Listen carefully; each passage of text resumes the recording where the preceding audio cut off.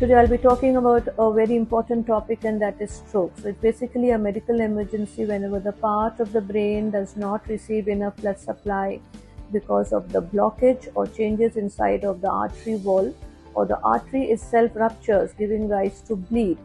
Now, it's very important that we address to this problem, because brain cells, once if they die, they do not regenerate, and the changes could not be reversible.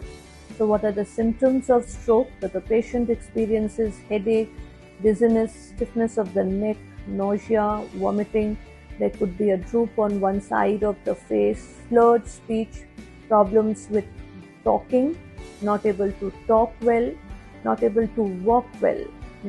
Patient may experience any stiffness or sort of a paresis, feeling weakness on one side of the body.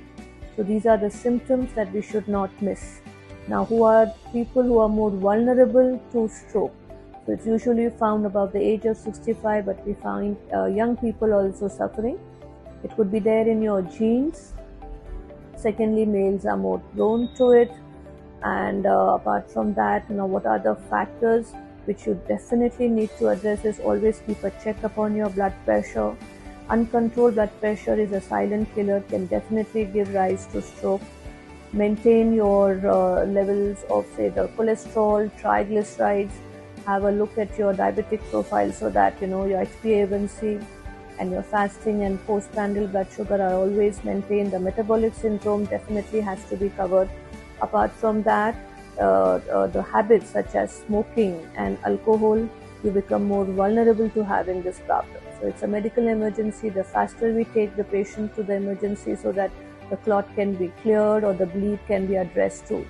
Apart from that, post-stroke, that is, the care is very essential. Speech therapy, occupational therapy, so that the paralytic part can be definitely, we can work upon it.